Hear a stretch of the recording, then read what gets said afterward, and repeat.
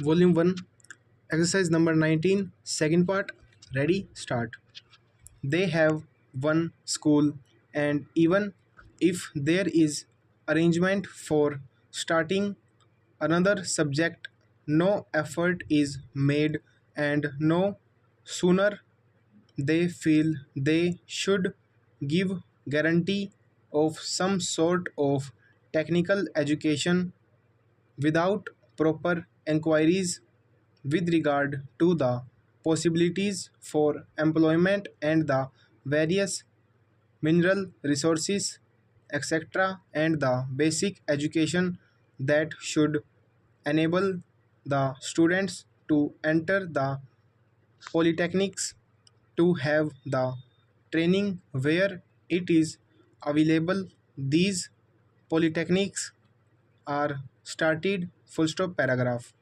Similarly, there is some confusion about the use of the word university full stop. We have the Roorkee University for one subject, engineering full stop. So it seems that there is going to be one university for one faculty full stop. We have one music university also in Madhya Pradesh full stop. We are going to start, I am told, perhaps a university only for agriculture full stop. So if these institutes are there, which term seems to be really the appropriate word in place of these one faculty universities, I think the Honorable Minister should take the initiative in determining what should be the exact connotation of these terms full stop. Otherwise, one day, as was pointed out, there will be perfect confusion full stop paragraph. There comes also the question of the recognition of the degree given by these institutes full stop. Of course, if the training with the special facilities available and the specially recruited staff available is of a high standard, naturally people would be very anxious to recruit the people who have passed out from there. Full stop.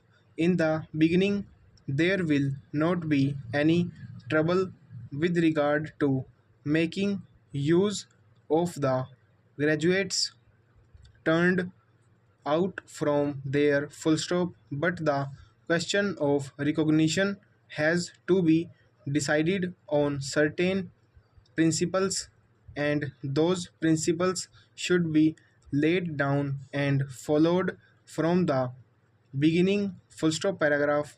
Now I would like also to mention the question about scholarships full stop. It was pointed out that certain scholarships, especially to the children of the working class, should be given full stop.